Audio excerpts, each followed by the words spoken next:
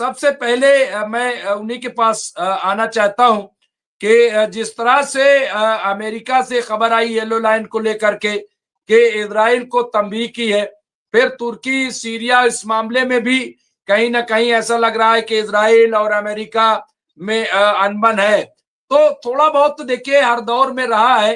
अब वो जाहिर सी बात है कि एक ऐसा मुअम्मा है इजराइल अमेरिका के लिए कि उसको सॉल्व कर पाना किसी भी प्रेसिडेंट के लिए बड़ा मुश्किल होता है। लेकिन राशिद साहब, क्या आपको लग रहा है कि कहीं दरार आनी शुरू हुई है या है क्या? मुमताज भाई, उसमें कोई दरार नहीं है।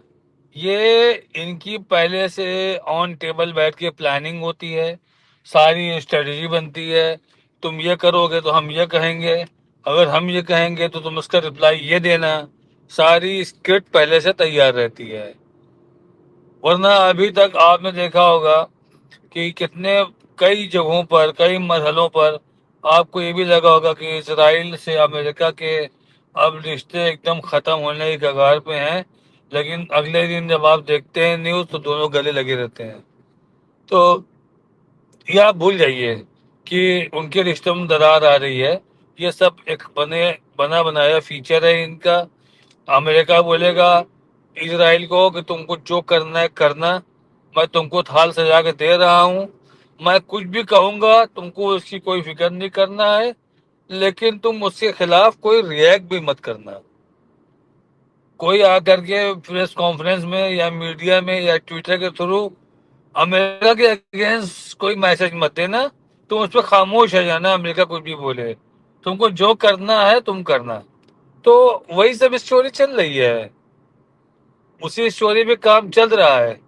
वरना अमेरिका अगर चाह लेगा तो इसराइल की हिम्मत नहीं है कि वो उसमें उफ कर सके। ये जो सीज फायर का स्क्रिप्ट तैयार हुआ था उसमें हमास और इसराइल के बीच में था, लेकिन जब ये स्क्रिप्ट तैयार हुआ पूरा, इनका सीज फायर का स्टोरी इन्होंने लिखी, तो उसमें हमास तो थी नहीं। आखिर दो लोगों के बीच में सीज फायर होना है तो दोनों पक्षों को होना चाहिए। लेकिन किसने लिखा? अमेरिका ने किसके साथ बैठ के लिखा? इसराइल के। तो यहीं पर आप देखिए हर चीज वन साइडेड चल रही है। येलो लाइन से वो पीछे हटने को तैयार नहीं है। आईडीएफ चीफ बोल चुका बड़ी है। खबर आ रही, मैं राशिद साहब रोकूंगा। बड़ी खबर ये आप देखिए स्क्रीन पर, मैं तमाम अपने जो साथी हैं, जो हमारे व्यूवर हैं, उनको मैं स्क्रीन पर दिखा रहा हूं और यहाँ से भी गुफ्तगू इसमें राशिद रिजवी साहब को मैं शामिल करूंगा। बहुत बड़ी अपडेट के तौर पे, क्या नाटो से अलग होगा अमेरिका? सवाल है निशान। अमेरिकी कांग्रेस में ट्रम्प के सांसद ने पेश किया बिल। ये बिल पेश किया और नाटो और अमेरिका के दरमियान यूरोप काफी दिनों से, आप देखिए रूस और यूक्रेन में जारी जंग के बीच डोनाल्ड ट्रंप के सांसद थॉमस मैसी ने अमेरिकी कांग्रेस में एक बिल पेश किया है। थॉमस ने बिल के जरिए अमेरिका को नाटो से अलग करने की मांग की है।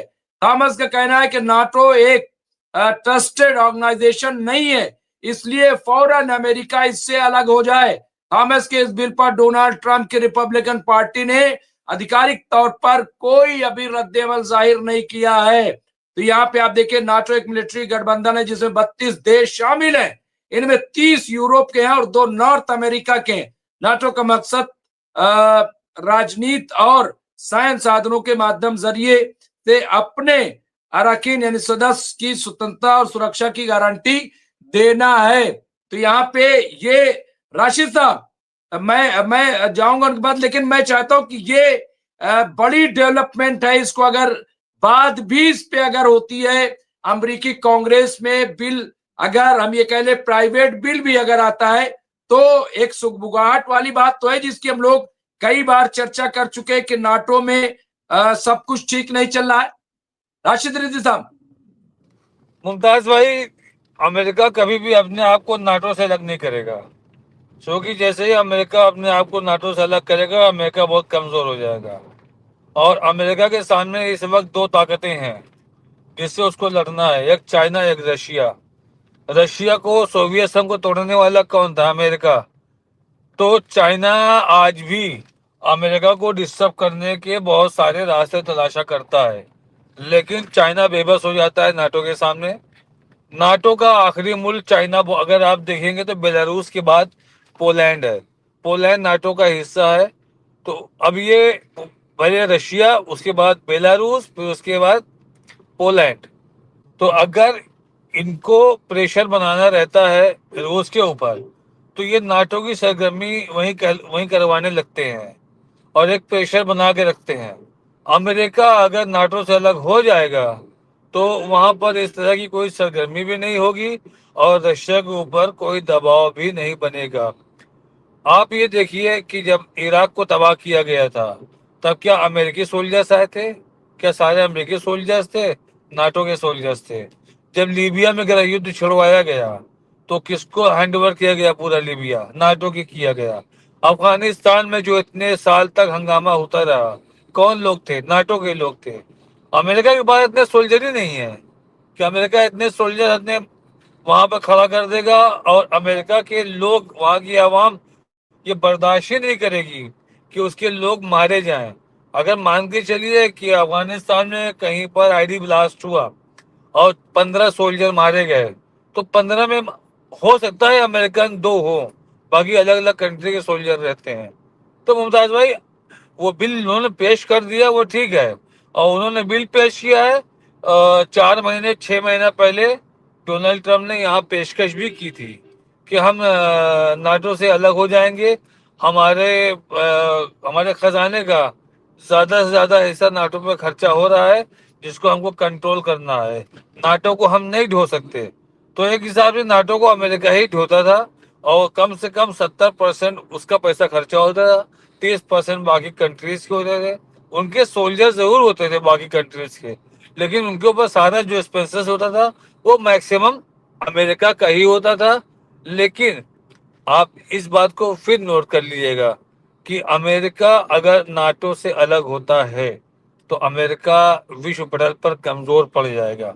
जी मुमताज बिल्कुल भाई। सही कह रहे राशिद रिज़ा। फिर मैं आपके पास आऊंगा, और ये इस वक्त की एक और बड़ी खबर है। गाजा पट्टी में जंगबंदी समझौते का दूसरा दौर शुरू होने वाला है। जयदीप सिंह बुंदेला साहब ने अपडेट किया है, क्योंकि इजरायली फौज ने मौजूदा विभाजन रेखा के स्थान पर वैकल्पिक सुरक्षित क्षेत्रों की पहचान कर ली है कि वहां मुतबादिल पेश किया जाएगा।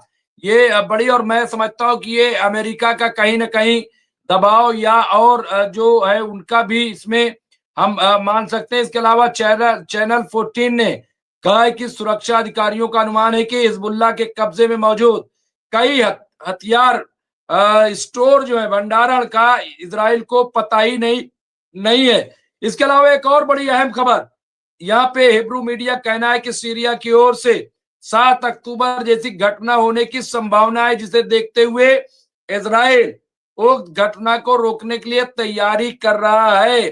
तो यहाँ पे आप ये देखिए। इसके अलावा गाजा के सुरंगों में फंसे लड़ाके दृढ़ता और साहस के प्रतीक बन गए हैं, जिन्होंने दुश्मन के सामने आत्मसमर्पण नहीं किया, बल्कि अपनी जान जोखिम में डाली। हालांकि वो सब निकल गए हैं, लेकिन मैं फिरोज बख्श साहब आपके पास आता हूं। फिरोज बख्श साहब, ये तमाम आप देख रहे हैं दूसरे दौर की बातचीत शुरू होने की हो रही है, ये सब हो रहा है, लेकिन आज भी वहां पे दरअंदाजी जारी है, उसी तरीके के हैं। हिजबुल्लाह की बात आ रही है कि साहब वहां पे अभी भी ऐसी चीजें हैं कि जिसका इजराइल को पता नहीं है।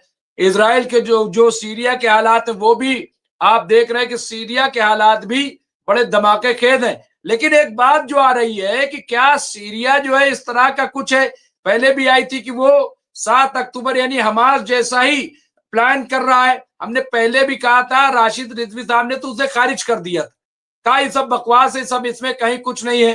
हालांकि हमने यहां तक कह दिया था कि उसमें जो हूती के लोग हैं वो उसमें शामिल हो सकते हैं, इधर से हिजबुल्लाह के लोग हो सकते हैं, सब मिल करके।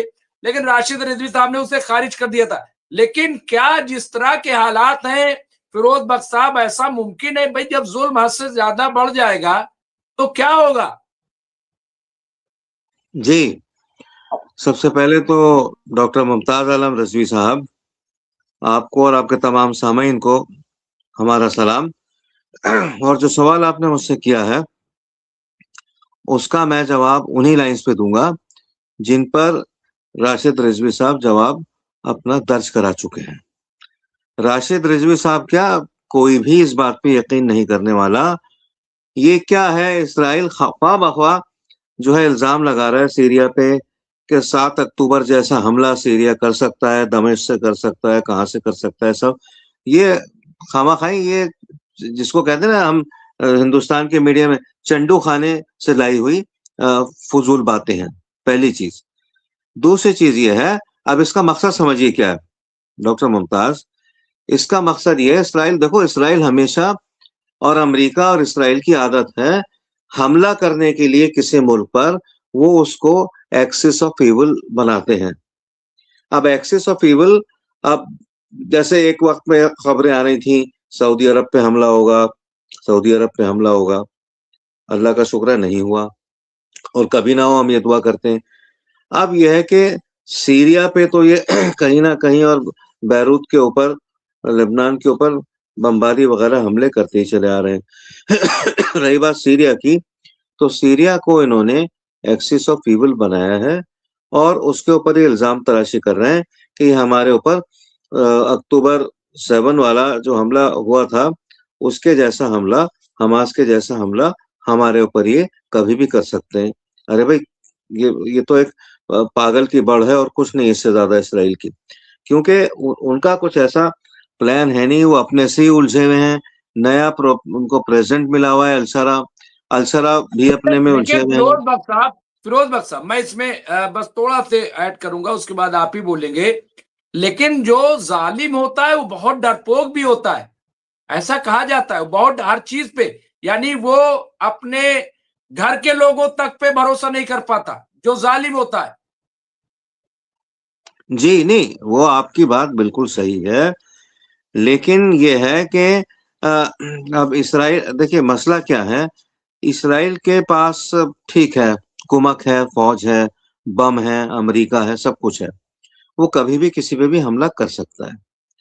लेकिन जो 12 दिन का जो उसका एक मिस एडवेंचर हुआ था ईरान के साथ, तो वो अब बड़ा तोल मोल के सोच समझ के हमला करेगा, चाहे वो सीरिया पे करना है। ये सीरिया पे हमला करने की साजिश बना रहे हैं। और अब वही अंग्रेजी की कहावत मैंने पहले भी आपको बताया था, you call an old hag a dog and hanger, यानी उसको, उसके ऊपर इल्जाम लगा दो, इल्जाम लगा के उसको फांसी दे दो। ठीक है, ये तरीका इसराइल करता चला आ रहा है। इसराइल ने 75 साल फलस्तीनियों के साथ यही किया है। अमेरिका ने भी जब से वो बना है, जो दूसरे ममालिक हैं जहाँ वो कब्जा करना चाहता है उनकी मादनियात पे, उनके तेल पे, उनके दूसरे जो उनके एसेट्स हैं, तो यही कह के अमेरिका हमला करता है। जैसे इन्होंने सद्दाम हुसैन के ऊपर भी ये कह के हमला किया था कि सद्दाम के पास केमिकल वेपन्स हैं, सद्दाम के ऊपर इस तरह की तोप है, इस तरह के स्कूड मिसाइल्स हैं, वो सब कुछ नहीं निकला। लेकिन एक्सिस ऑफ इविल बना के इन्होंने न सिर्फ इराक को तबाह किया अमेरिका ने, उस वक्त इसराइल ने भी उसका साथ दिया था, बल्कि इन्होंने सद्दाम हुसैन को भी कत्ल कर दिया। ठीक है, और इस तरह से लीबिया में किया। तो ये बहुत बुरे लोग हैं, ये बेतहाशा, देर डबली एंड ट्रिपली नास्टी पीपल। और मतलब यह है कि इनसे इनसे कोई भी गलत काम की उम्मीद की जा सकती है। अब ये बड़ी मज़हका खेज बात है कि हमारे पर हमला कर सकता है, ऐसा कुछ नहीं है। सीरिया जैसे मैंने अर्ज किया अभी, अपने आप को संभालने में लगा हुआ है, और सीरिया कहीं से कहीं तक किसी भी मुल्क पर ना तो हमला करना चाहता है, ना ही अब उसकी इतनी अहलियत है कि वो हमला कर सके। ठीक है, 1980s में और अर्ली 90s में सीरिया की एक मजबूत फौज थी, ठीक है ना, और वहां पर हाफिज अल असद वगैरह जब हुआ करते थे, एक मजबूत वो वहां के रूलर हुआ करते थे, तो इनकी हिम्मत नहीं होती थी, और अगर अटैक करते भी थे तो उनको माकूल जवाब दिया जाता था।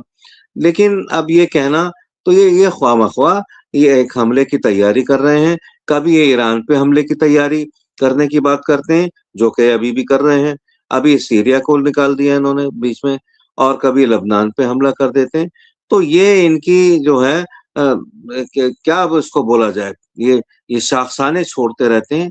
ये इस तरह के दुमचल्ले छोड़ते रहते हैं, जिसकी वजह से ये अपना इनका जो जुल्म और तबाह बर्बादी का जो सिलसिला है वो चलता रहे। और इन्होंने जो जेनोसाइड बंदी अभी भी नहीं हुई, कुछ लोग रोजाना अभी भी मारे जा रहे हैं, ठीक है। यानी आप ये देखिए कि इनका जो नस्बुलैन है, नस्बुलैन एक अच्छे मुल्क का ये होता है कि हमारे पड़ोसियों से हमारे अच्छे ताल्लुकात बने, उससे हम ट्रेड एंड कॉमर्स करें, एजुकेशनल स्पोर्टिंग एक्सचेंजेस हों, ये सब कुछ नहीं है। इनकी सिर्फ एक ही तवज्जो है, किस तरीके से हम बर्बाद कर दें, कब्जा कर लें मुस्लिम ममालिक के ऊपर। और सबसे बड़ा जो हैंडीकैप है, चाहे वो गाजा हो, आई मीन फलस्तीन हो, या सीरिया हो, सीरिया बल्कि खुद भी इसका हिस्सा है, कि मुस्लिम ममालिक जो हैं उन्होंने अपने हाथ पसार लिए हैं। और जब तक मुस्लिम ममालिक इस तरह का रवैया रखेंगे तो खुद मुस्लिम ममालिक भी बचने वाले नहीं हैं। ये वो अच्छी तरह से समझ लें, चाहे वो कितने ही मजबूत हो, ठीक है, चाहे वो मिस्र हो, चाहे वो यूएई हो, चाहे वो कतर हो, या वो आपका सऊदी अरब हो। इनको अब ये समझ लेना चाहिए कि it is the right time and the right time कि अब ये अपना एक स्टैंड लें।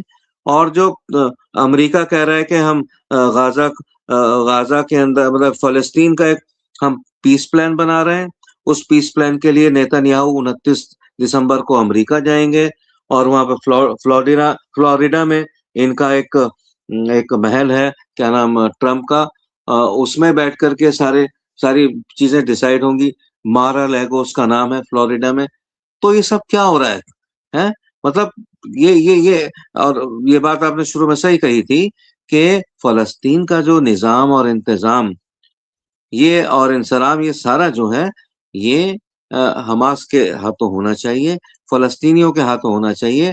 ये उसमें क्या एक अमेरिका होगा, इसराइल भी साथ में होगा, कोई इंटरनेशनल फोर्स होगी और कुछ हिस्सा उसका फलस्तीनियों। अरे भाई, फलस्तीन का इंतजाम आप फलस्तीन के हाथों में छोड़ दीजिए, ठीक है। आपको इंतजाम करना है इसराइल का, करिए, ठीक है। Please leave. जी डॉक्टर मुमताज।